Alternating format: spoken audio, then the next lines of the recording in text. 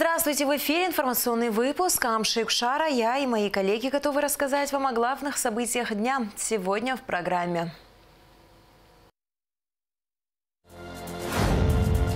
В Измите прошел 7-й съезд Федерации абхазских культурных центров в Турции, на котором был избран новый председатель. Мать Самвела Кандакчана, слепого с детства инвалида первой группы, приговоренного к пожизненному заключению, ходатайствует о помиловании сына. В республике проходит благотворительная акция «Сахар в норме», приуроченная ко Всемирному дню борьбы с сахарным диабетом. На культурно-деловой площадке ГУМА состоялся закрытый показ пилотной серии абхазского комедийного сериала «Независимый». Мурат Махария избран председателем Федерации абхазских культурных центров в Турции. Выборы прошли на 7-м съезде Федерации, который прошел в Измите. На пост председателя Федерации претендовали Мурат Махария и Орал Бганба. За Мурата Махария проголосовали 175 делегатов, за Орала Бганба – 98. На съезде также был сформирован новый состав Совета Федерации абхазских культурных центров. В работе съезда приняла участие и делегация парламента Абхазии во главе со спикером Валерием Кварча. От имени президента Аслана Бжания Валерий Кварча вручил орден Ахзапша 3-й степени Атануру Акусба, до последнего времени возглавлявшему Абхазфед.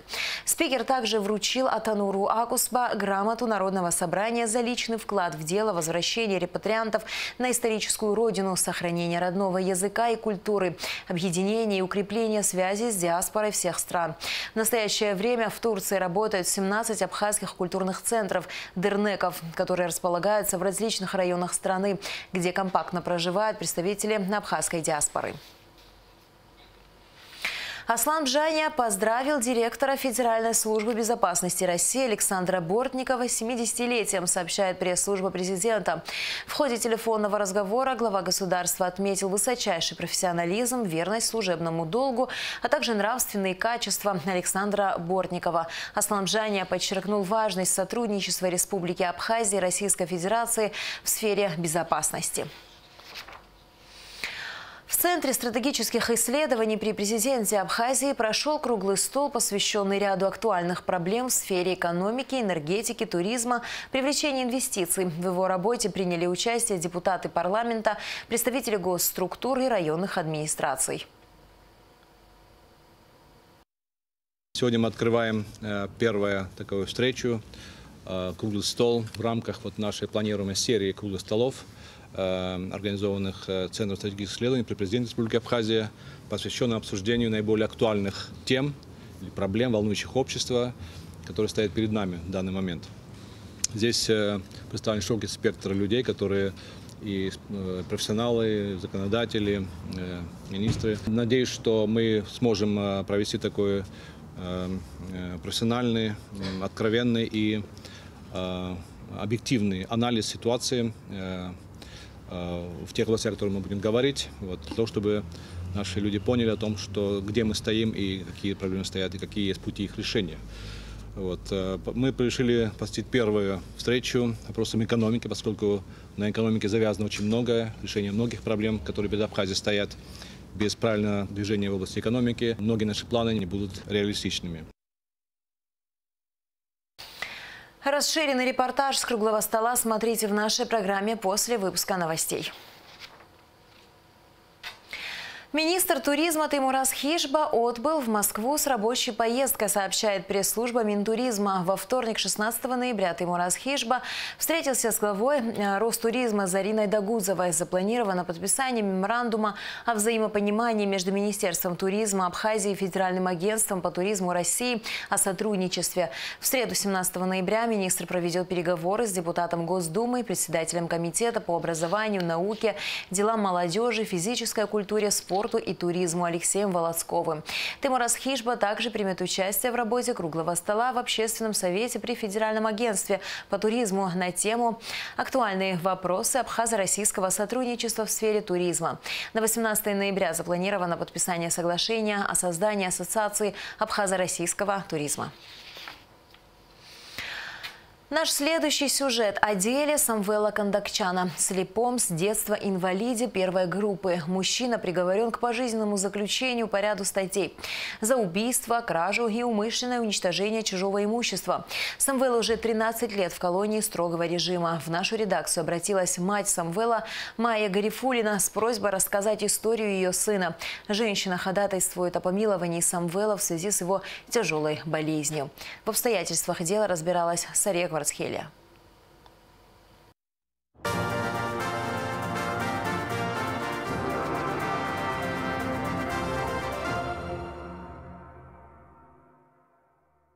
Самвел Кондакчан – инвалид первой группы. Он с детства слепой. В 29 лет ему предъявили обвинение по 3 статьям. За убийство с особой жестокостью, кражу и умышленное уничтожение чужого имущества. Приговор – пожизненное лишение свободы с содержанием в колонии строгого режима.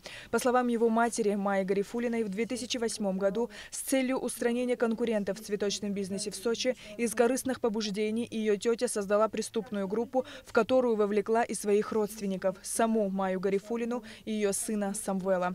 Впоследствии было совершено умышленное убийство супругов Валентины и Эдуарда Назаритян в селе Уарча. Майя Гарифуллина и сама в тот период работала в цветочном магазине. Она была хорошо знакома с погибшей. В один из вечеров, вспоминает Майя, ее тетя, заказчица преступления, как утверждает Майя, предложила поехать в Абхазию на шашлыки вместе с Валентиной и Эдуардом Назаритян. Поехали они на берег в окрестности села Уарча. Мы пошли для костра собирать дрова. А сын мой, слепой, тоже с нами был, но он сидел, он же ничего не видит. И тетка сидела. Она, оказывается, в наши эти рюмки насыпала порошок. А это вы откуда знаете? Это потом узнали, да, выяснилось. Я отключилась. Вообще, этого ей мало было. Оказалось, что она и на еду посыпала. После пикника все собрались обратно в Сочи, но по дороге по просьбе тети к ним подсел их сосед Омар Твартвая. В последующем участник преступления, добавила Майя. И тетка говорит: ой, знаешь что, говорит, ой, я забыла, говорит, документы на берегу. И вы поехали на берег? Да. И водитель поехал на берег, поверил ее. Я в машине была, потому что я была невменяемая после лекарства. Я говорю, я 3 дня в труп был, настоящий труп. Когда говорю, мне никто не верит. На берегу и было совершено зверское убийство. Впоследствии к уголовной ответственности привлекли всех участников преступления. Самвел Кондакчан признал свою вину и покаялся. Все лица были осуждены к пожизненному лишению свободы. В последующем Гарифуллина была кассационным определением. Наказание ей было заменено на 15 лет лишения свободы. И впоследствии по фактическому отбытию, спустя 7,5 лет, так как женщинам у нас отбывается наказание 1 к 2, она была освобождена по фактическому отбытию. Была еще их тетя по фамилии Чакрян. Согласно заключению экспертизы, она была признана страдающей душевными заболеваниями и впоследствии была освобождена от уголовной ответственности. Они совершили преступление группой лиц по предварительному сговору с Твартвая, который, соответственно, видит. И в результате усыпили своих жертв, мужа и жену Назаритян, и притащили их на берег моря, совершили убийство с особой жестокостью, с использованием камней. Впоследствии, чтобы скрыть следы преступления, они отвезли автомобиль супругов Назаритян в соседнее село, где сожгли его. Соответственно, что касаемо Твартвая, он отбывает наказание в местах лишения свободы, а Кондакчан периодически перевозится в медучреждение, где ему своевременно оказывается вся медицинская помощь. И вот эту всю хронологию событий о том, куда они перемещались, следствию невозможно было знать, если бы эти люди не признались. И никаких сомнений абсолютно ни у судьи, ни у прокуратуры не было о том, что кто-то, не дай бог, сидит незаконно. В период предварительного следствия, а также в период отбывания наказания в отношении Самвела проводились судебно-медицинские экспертизы, по заключению которых он был признан практически слепым, говорит адвокат Самвела Александр Амельченко, с которым мы связались по телефону. Нигде не говорится, что он страдает вот таким-то заболеванием, то есть это вообще не было учтено, понимаете? Поэтому мы шли на то, чтобы его освободить по болезни. Но Гулерибский суд нам отказал. Представители, члены вот этой комиссии, которые осматривали его, экспертизу, которую производили, и представители Гранды, они все были как бы не против применения. Прокуратура возражала категорически, ссылаясь на то, что потерпевший не желает его никакого смягчения, и суд, в общем, отклонил наше ходатайство, не удовлетворил. Мы обжаловали это решение суда Гулерибского в Верховный суд Республики Абхазия, но нам пришел ответ передачи надзорной жалобы адвоката Мильченко на постановление Гулерибского района об отказе в освобождении наказания отказом. То есть высшая инстанция нам отказала. После отказа в высшей судебной инстанции мать Самвела написала ходатайство о помиловании на имя главы государства Аслана Бжания. В письме говорится, что ранее установленный диагноз «полная слепота» включена в перечень заболеваний, препятствующих отбыванию наказания. Касаемо его истории, что касается, почему сидит слепой человек, хотелось бы заранее сказать о том, что есть постановление Кабинета министров, который утвердил список заболеваний, которые препятствуют отбыванию наказания в местах лишения свободы. Полная слепота – это одно из оснований для освобождения лица от уголовной ответственности, от отбывания наказания до выздоровления. Ну, как я понимаю, может медицина скакнуть вперед и в дальнейшем. Однако в данном постановлении есть оговорка о том, что этим заболеванием осужденный должен заболеть в период отбывания наказания. То есть мы поместили здорового человека, однако условия нахождения в тюрьме позволили развиться болезни до какой-то определенной стадии, либо до какого-то определенного этапа. Однако в данном случае Кандакчан не подпадал под условия Кабинета министров, потому что преступление он совершил, будучи слепым.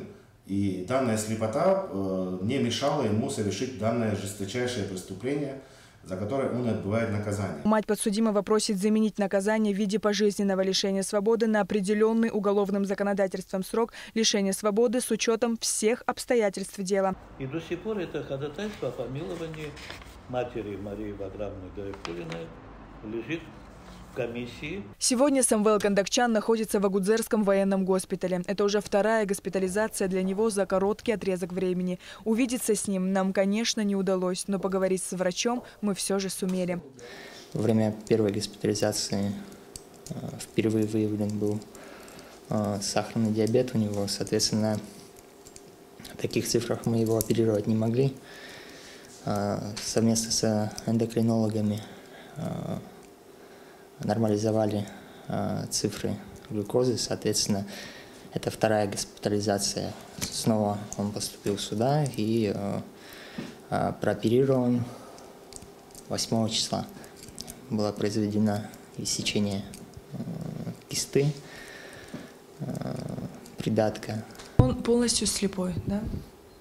Да. Тем временем мать Самвела Майя скитается из одной квартиры в другую. У нее нет постоянного места жительства. В 2019 году ей была выдана справка о том, что она действительно проживает в цеху по переработке ореха фундука в Сухуми. А сегодня она живет у знакомых. Я получаю пенсию.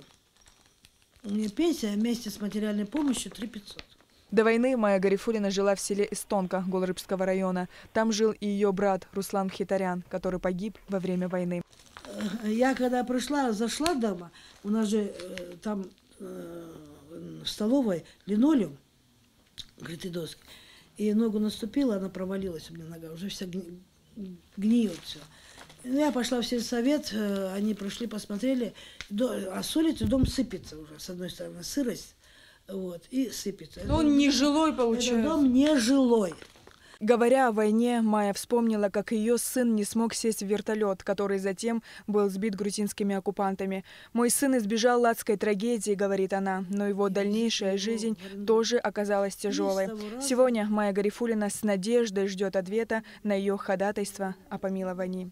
Сария Кварцхеля, Гуди Сатарба, Инала Гухава, Саида Гухава, Абхазское телевидение.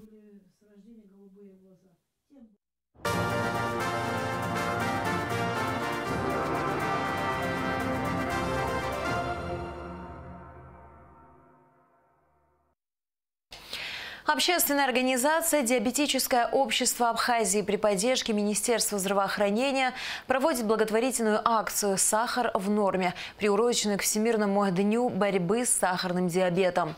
Мероприятие направлено на повышение осведомленности общества о жизни людей с сахарным диабетом, а также выявление заболевания на ранней стадии у жителей Абхазии. Акция уже прошла в Сухуме, Гудауте, Гагре и Пицунде. 16 ноября акция пройдет в Новом Афоне, Чимчире, Ткварчале и Гале. В каждом городе сформирована группа волонтеров, которые бесплатно измеряют уровень глюкозы в крови всем желающим. Проект реализуется в рамках программы поддержки гражданского общества, являющейся совместной инициативой ЕС и ПРООН. В этом году мы смогли охватить всю Абхазию, правда, поделили ее акцию на 2 дня, то есть часть городов у нас будет 15 числа, часть городов будет 16. Проводится в рамках проекта «Диабет не приговор», который реализуется в рамках программы поддержки гражданского общества, являющейся совместной инициативой ЕС и ПРООН. В школах республики прошли уроки добра. Данную акцию уже 7 лет проводит культурно-благотворительный фонд «Ашана» при поддержке Министерства просвещения и языковой политики. В этом году темой уроков стали проблемы детей с инвалидностью и их права. По традиции, после урока добра дети могут оказать подопечным фонда «Ашана» любую посильную помощь, пожертвовать вещи и продукты. Всемирный день доброты ежегодно отмечают 13 ноября. В этот день, в 1998 году, в Токио открылась первая конференция Всемирного движения за доброту. На культурно-деловой площадке ГУМа в минувшие выходные состоялся закрытый показ пилотной серии абхазского комедийного сериала «Независимый». Автор сериала Теймур Астанья, соавтор Руслан Шакая, режиссер Тимур Квиквискири. На закрытом показе побывала и наша съемочная группа. Репортаж Зины Ханагуа.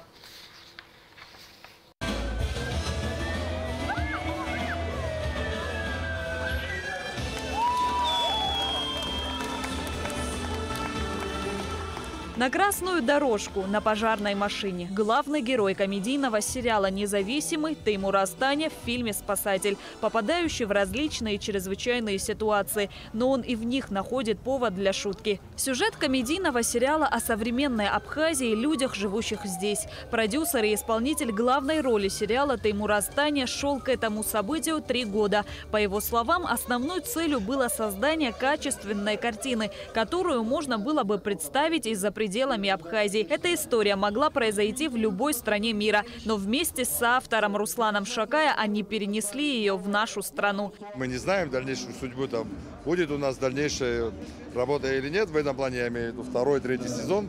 Все зависит уже от нашего продукта, но то, что будет 1 сезон и он будет состоять из 8 серий, это уже точно. Отснята 1 серия, она же одна смонтирована. Мы снимали пилотную 1-ю серию этого сериала и мы ее, в принципе, досняли. Вот сегодня будем подытоживать наш материал. Съемки комедийного сериала начались весной этого года. Проходили они не только в Сухуме, но и в других городах и даже селах республики. Съемочным процессом руководил режиссер Тимур Квиквискири. Хочу еще раз поздравить моего друга, брата, которому когда-то вот в недры сознания пришла эта идея придумать вот такое вот кино.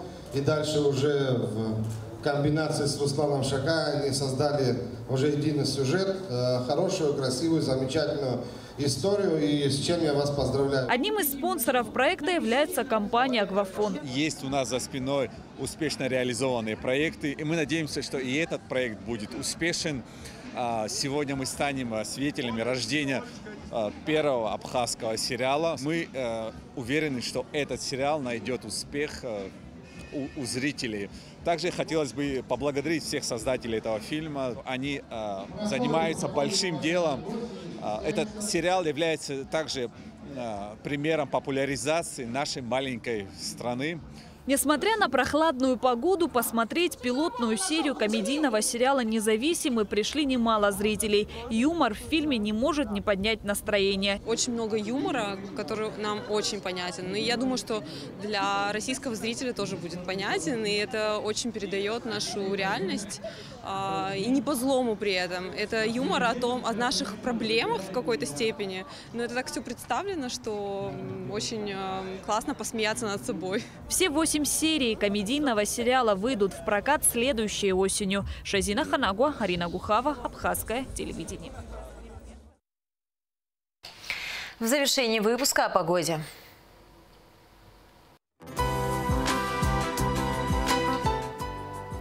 По сообщению Гидрометцентра, во вторник, 15 ноября, в Абхазии ожидается переменная облачность. Ночью и утром местами возможен дождь. Днем без осадков. Температура воздуха ночью 4-9, днем 11-16 градусов. Температура морской воды 16 градусов.